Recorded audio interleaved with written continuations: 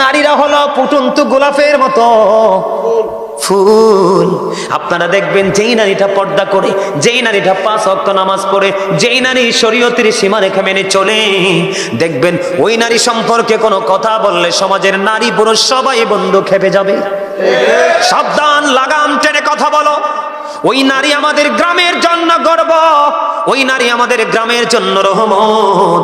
তার মতো একটা বউ যদি আমার ঘরে পেতাম, আপনি কেমন করে এমন বউ পাবেন না। কারণ প্রত্যেকটা ঘরে ঘরে যদি নামাজি পর্দাশীল মেয়ে তৈরি করতে পারেন, প্রত্যেকটা ঘরে ঘরে অটোই পর্দাশীল বউ চলে আসবে। আপনার মেয়েকে পাঠান পেন্সিল শু পরে শপিং কমপ্লেক্সে, মেয়ের ক্ষেত্রে শপিং কমপ্লেক্স আর বউয়ের ক্ষেত্রে অত্যন্ত পর্দাশীল, তাহলে আপনি সঠিক বিবেচনা কম বাবা হতে পারেননি। কথা বলেন না কেন? আমি আমার মা বোনদের উদ্দেশ্যে বলবো, মা গো, পর্দা করে চলো, পর্দা ছাড়া কোনো উপায় নেই। আমার বন্ধু হযরতে আব্দুল্লাহ আসতেছে নবীজির কদমে, মাইমুনা সহ বন্ধুরে আমার আরেকজন ছিলেন নবীজির দরবারে। যখন আব্দুল্লাহ আসতেছে তখন আমার নবীজি বললেন, তোমরা আত্মগোপন করো। খেয়াল করবেন হাদিস শরীফ, তোমরা কি করো? তার মানে তোমরা এখান থেকে প্রস্থান করো, চলে যাও। ইয়া রাসূলুল্লাহ, আব্দুল্লাহ আসতেছে, আব্দুল্লাহ তো অন্ধ। আমার নবীজি বলেছেন, আব্দুল্লাহ অন্ধ, তোমরা তো অন্ধ নও। তার মানে আপনার বাড়ির আঙিনা দিয়ে যদি কোনো অন্ধ মানুষ চলে যায়, আপনি চুকি দিয়ে অন্ধ মানুষের, অন্ধ পুরুষের দিকে দৃষ্টি দিতে পারবেন না। আপনার স্বামীর ক্ষমতা নাই, কলা পাতা দিয়ে আপনার বাড়ির আঙিনাটা বেড়া দিয়ে দিয়েছে, নতুন জামাই হেঁটে যাচ্ছে, আপনি কলা পাতার পাক দিয়ে নতুন জামাইয়ের দিকে দৃষ্টি দিতে পারবেন না। কারণ বন্ধু, আমি আগেই বলেছি, সব কিছুই ওই চক্ষু থেকে। কথা বলেন না কেন? ফেসবুকে দেখবেন, গত পরশুদিন ফেসবুকে দেখলাম 3 বাচ্চার মা, স্বামী বিদেশে থাকে, এসআইর সাথে প্রেম করে 3টার মা বিয়ে করে ফেলেছে। হ্যাঁ, দেখছেন? অথচ জামাই বিদেশে। কত স্বামীর কোটি কোটি টাকা নিয়ে অন্য পুরুষের গলায় ঝোলে, আজকে শুধু উকি আর ঝুঁকির কারণে। চোখটাকে যদি কন্ট্রোলে রাখতো, তাহলে কিন্তু নারীরা কখনোই এমন ফাঁদে পড়তো না। বন্ধু আমার দিকে তাকান, আল্লাহর হাবিবকে যখন দেবর সম্পর্কে প্রশ্ন করা হলো, আমার নবীজি বলেছেন, একজন ভাবি তার দেবরের সাথে দেখা করার চাইতে মৃত্যু তার জন্য অনেক ভালো। নাউজুবিল্লাহ বলেন না? অন্য বেগানা পুরুষ তাক দূরের কথা, আল্লাহ রাসূল নারীদেরকে সুরক্ষিত রাখার জন্য বলেছেন, যাদের স্বামী কাছে নেই, যাদের স্বামী বিদেশে আছে, অথচ স্ত্রী এই জেলায় আছে, স্বামী চাকরির কারণে, জীবন জীবিকার কারণে অন্য জেলায় আছে, আল্লাহর হাবিব জানিয়ে দিয়েছেন, হাদিস শরীফ থেকে প্রমাণ, আল্লাহর হাবিব বলেছেন, তোমার স্বামী বাড়ি আসা না পর্যন্ত তুমি সুন্দর জামা পরিও না এবং সাজগোজ করিও না। তোমার যা কিছু শুধু একমাত্র তোমার স্বামীর জন্য, কারণ তোমার স্বামীর সন্তুষ্টিতেই তোমার জান্নাত। বেপরদাশীল নারীরা রাতের অন্ধকারে স্বামী যখন তাকে বিছানায় ডাকে, অনেক সময় সে স্বামীর ডাকে সাড়া দেয় না। এটা আমার কথা নয়, হাদিস শরীফের কথা। বন্ধু আপনার আমার দিকে তাকান, আল্লাহর হাবিব জানিয়ে দিয়েছেন, কোন নারীকে তার স্বামী সারাদিন পরিশ্রম করলো, জীবন জীবিকার তাগিদে তার জন্য, তার ফ্যামিলির জন্য ঘুরলো, রাতের অন্ধকারে সে যখন বিছানায় গেল, স্ত্রীকে আদর করে কাছে ডাকলো, স্ত্রী মুখটা ঘুরিয়ে অন্যদিকে চলে গেল, স্বামী কলিজাটা ফাইটা খান খান হয়ে গেল, আমার আল্লাহ সঙ্গে সঙ্গে লানতের ফেরেশতা ওই নারীর জন্য পৃথিবীর বুকে পাঠিয়ে দেয়। ওই যতক্ষণ না পর্যন্ত সকাল না হয়, ওই রাত্র থেকে ওই নারীটাকে শুধু ফেরেশতারা লানত দিতে থাকে, ওই নারীকে অভিশপ্ত বলে ঘোষিত করা হয়। জোরে জোরে নাউজুবিল্লাহ।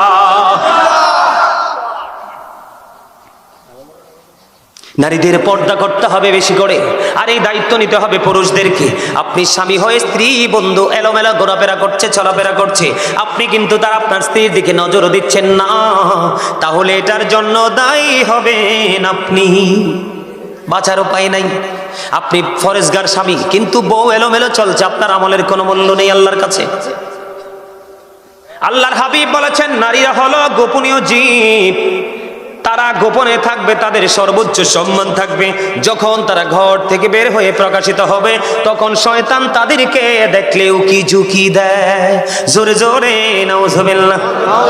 আপনারা তো জানেন না, নারীকে শয়তান মনে করে রশি, কোন শয়তান যদি কোন পুরুষকে, চরিত্রবান পুরুষকে যদি গায়েল করতে চায়, কোন সুপুরুষের গায়ে যদি কলঙ্কের কালি লাগাইতে চায়, তখন শয়তান কোনোভাবে ফাঁদ ফেলতে পারে না। একটা নারীর মাধ্যমে ওই পুরুষের গায়ে, সাদা গায়ে কালো দাগ লাগাইয়া দেয়। এই জন্য নারীদেরকে অত্যন্ত সচেতন থাকতে হবে, অ্যালার্ট থাকতে হবে। স্বামীর অনুমতি ছাড়া এই বাড়ি থেকে ওই বাড়িও যেতে পারবেন না। স্বামী অনুমতি দিলে এই বাড়ি থেকে ওই বাড়ি যাবেন, তবে পর্দা করে, পর্দা ছাড়া নয়। কারণ কার নজর কেমন আপনি কখনোই বলতে পারবেন না। আরো ভয়ঙ্কর খবর আছে বন্ধু, নারীরা বর্তমানে পুরুষের পোশাক পরে। আপনারা দেখছেন কিনা জানি না, এখন দেখবেন ম্যাক্সিমাম নারীর পরনে দেখবেন পুরুষের জুতা। কথা কন না কেন? আমি ভুল বলছি না, কিন্তু আমি দেখেই বলছি ম্যাক্সিমাম নারীর পরনে। আপনারা দেখেন, আমরা তো পুরুষ, ওনারা মনে করতে পারে যে হুজুরি পুরুষ দেখে মনে আমাদেরকে বেশি বলতেছে। না, আমি আপনাদেরকে বলি, আমরা পুরুষ মানুষ, মার্কেটে গেলে আমাদের একটা লুঙ্গি, একটা গেঞ্জি, একটা শার্ট, একটা পায়জামা, একটা প্যান্ট, এই তো আমরা পুরুষদের। আর শপিং মলে গেলে যেদিকে তাকাবেন শুধু নারীদের জিনিস। কতটা ধ্বংস হয়েছে নারীরা, কতটা পথভ্রষ্ট হয়েছে তারা, কতটা অভিশপ্ত হয়েছে, কতটা লানত প্রাপ্ত হয়েছে। নারীদের জুতাগুলো অত্যন্ত ডিজাইনেবল। আপনি চাইলে সর্বোচ্চ হাই হিল পড়তে পারেন, মিডিল হিল পড়তে পারেন, আবার ফ্ল্যাট পড়তে পারেন। পারেন না? নারীরা পড়তে পারে না? তাদের কোয়ালিটির কোনো শেষ। এত সুন্দর সুন্দর ডিজাইনেবল জুতা ছেড়ে তাদের নজরটা পুরুষের জুতার দিকে। কথা কন না কেন? ভুল বলছি? গেল একটা। এবার আসেন, এবার আমার দিকে তাকান। আমি বাস্তবতা বলছি, আপনারা হাসছেন না। যারা এডি করে, কেউ হইলে আপনার নাতনি, নাইলে আপনার ওয়াইফ, নাইলে আপনার পুত্রবধূ, বাচ্চা থাকার উপায় নাই। এক গুছারে আরেক গুছা সোজা কইবেন, সুযোগ নাই। কি কেউ ভুল কইছি? হ্যাঁ, ফরান্ডা খুললে হাসি দেন কিল্লাই, আইতে আসি বা সামনে লাই তুলি রেখছি আই। কারণ আন্নে হেতনে সারি দিছেন, এল্লাই হেতনে ফাকনা গজাই উড়ালতেছে। আন্নে যদি হেতনের না হয় রশি লাগাই দিতেন, বড়ি লাগাই দিতেন, হেতনে এত দূর যাইতে না। কথা কন না কিল্লাই? এবার দেখেন তাদের বলে, হুজুর আপনি এত কিছু জানেন কেমনে? আমার ফ্যামিলির কোনো মহিলা ঘর থেকে বের হয় না, কোন বউ। তাদের জুতা থেকে ঠোঁটের লিপস্টিক পর্যন্ত তারা যা চায় সব মার্কেট আমি করি, সব মার্কেট আমি করি। আমি যেটা এনে দিবে এরাই বলবে এটাই আলহামদুলিল্লাহ। আমি নারীদের, আমাদের আইটেমের চাইতে নারীদের আইটেম আমার মুখস্থ। আমি আমার জিনিসটা ভালো করে কিনতে পারবো না, কিন্তু মহিলাদের জিনিসটা আমি চিনে বুঝে ভালো করে কিনতে পারবো। কারণ আমার এক্সপিরিয়েন্সটা এত হার্ড হয়েছে, কারণ আমাদের জয়েন্ট ফ্যামিলি, অনেক বড় পরিবার। কথা কি বুঝতে পারছেন আমার? নারীদের এত সুন্দর সুন্দর 3 পিস, 1 পিস, 2 পিস আছে না নাই? কথা কন না কেন? কত ধরনের পায়জামা সব ছেড়ে দিল বন্ধু। আফসোস লাগে, দুঃখজনক হলেও সত্য। ছেলেদের একটা জিন্স প্যান্ট তার লোকটা সামলাতে পারলো না। ম্যাক্সিমাম নারীর পরনে দেখা যায় জিন্স প্যান্ট।